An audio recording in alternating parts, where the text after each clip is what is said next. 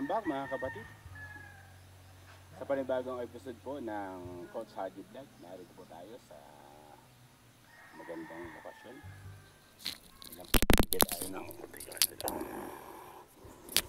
Ito po ang ating tatalakayin po mga kapatid, yung nagbigay na naman ng panibagong pangako yung ating Pangulo, si BBM, regarding doon sa walang magugutom sa bagong Pilipinas. Yan, nangako na naman, di ba? Wala daw magugutom sa bagong Pilipinas.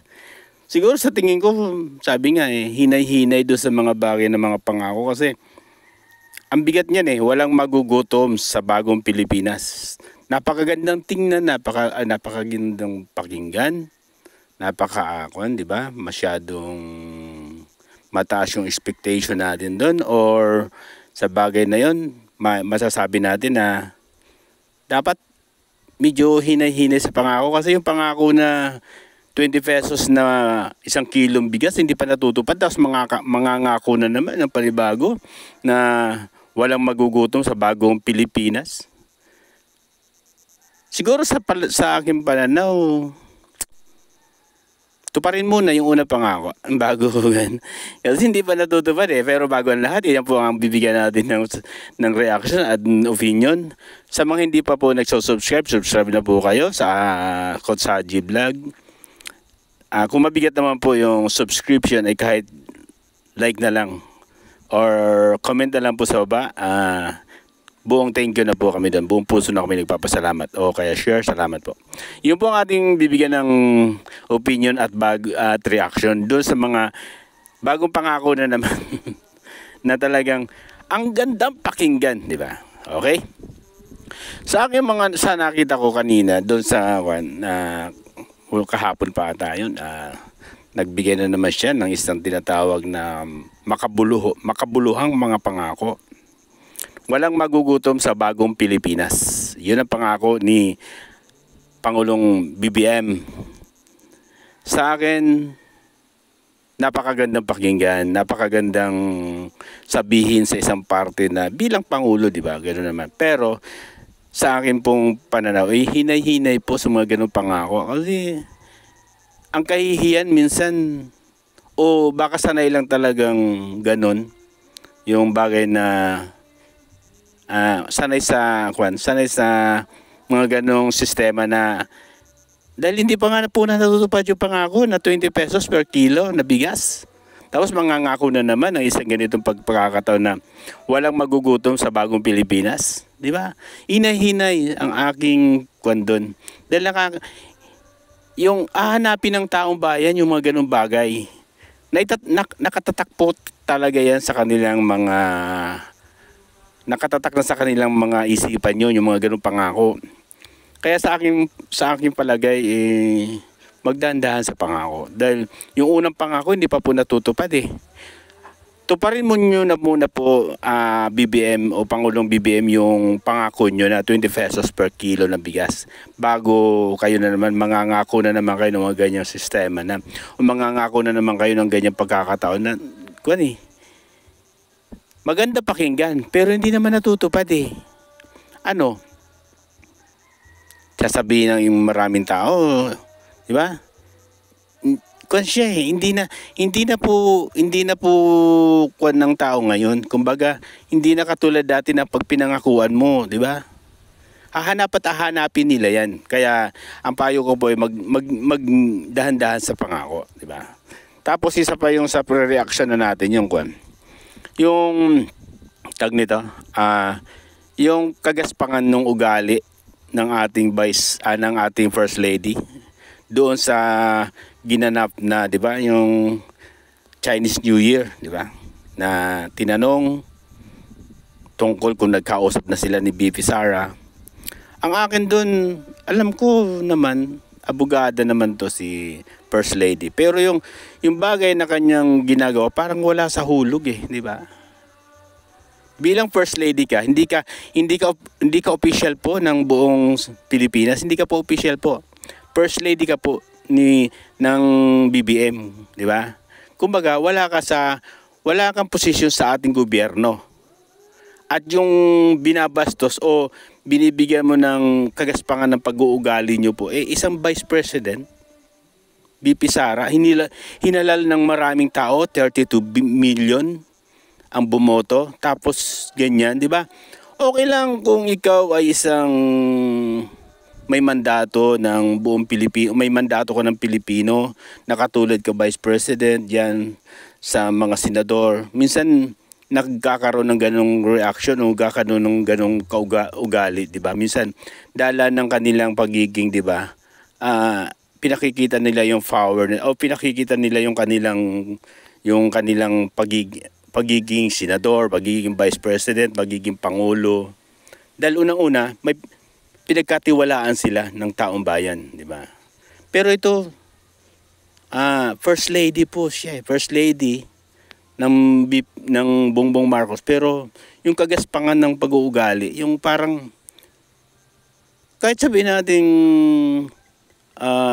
siguro parang pakitang tao, kasi mahalata mo naman kung magpapakitang tao ka lang, pero yung bagay na ginawa niya dun sa pag-alis nila papuntang Vietnam at pag-atin niya ng Chinese New Year na tinanong siya, tapos nung magsalita na sa kwan, yung kinuha na doon yung pagbati ng Vice Presidente, kitang-kita yung kagaspangan eh. Ito ba yung mga bagay na hindi ko sinasabi na kwan na, di ba? Pero bilang isang nakapag-aral naman, di ba? Tapos unang-una nasa gobyerno yung asawa mo, di ba? Bilang pangulo. Tapos ikaw wala ka namang mandato, tapos yung ginaganon mo isang Vice Presidente, parang hindi bagay eh. Parang pinakikita mo sa buong Pilipino na totoo yung sinasabi nila regarding do sa pag-uugali nyo po. First Lady, di ba? Ma'am C, wag ganun.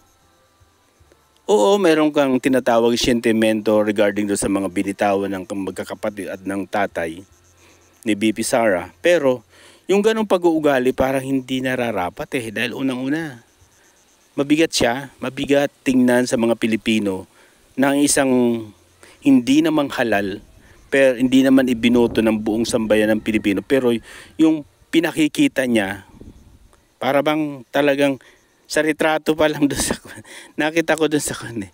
Nasa unahan siya, yung nasa Vietnam, nung kwan, di ba? Nasa unahan siya, nasa likod si BBM, yung napansin ko retrato. Doon mo makikita yun, di ba? Para bang siya nagpo-front, hindi man siya halal ng buong Pilipinos.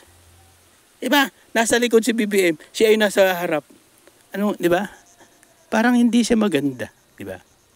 Nagre-reaction lang tayo, nag-opinion lang regarding do sa mga ugali na hindi karapat-dapat. Tayo mga Pilipino po kasi mapagtanggap at saka minsan bagamat isipin natin na nakikipag-social lang tayo sa isang parte, hindi katulad noon harapan na pinakikita mo, ang daming huling-huli, hindi ba? Kitang-kita yung bagay na ginawa mo, yung pampabastos nyo po doon sa Vice President o doon sa bagay na hindi mo na gusto yung tanong. Kung nakapag-usap na ko yan ng Vice Presidente, parang hindi siya karapat-dapat na maging attitude na bilang, di ba?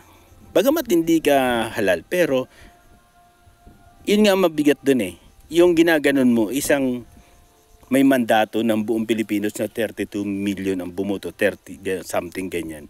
Ginaganyan nyo po. Kayo wala po ni isang boto, wala kayong boto eh. Pero yung ugali nyo parang ganun. Lalo na siguro, di ba? Kung naging isa kayo sa mga lingkod bayan o maging senador o ano ba man o ano ba man, siguro mas matindi pa ugali yung palalabas nyo. Dahil ngayon pa nga lang wala pa kayo sa lugar, wala pa kayo sa posisyon bilang ganyan.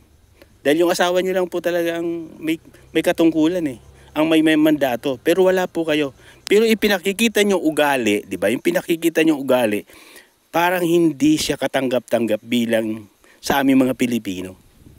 Magaspang po yun eh. Kagaspangan po yun ang pag-uugali yun. Nagre-reaction lang po tayo. Di ba? Oo. May mga binitawan yung mga magkakapatid at saka yung tatay. Pero bilang di ba? Vice President ng Pilipinas.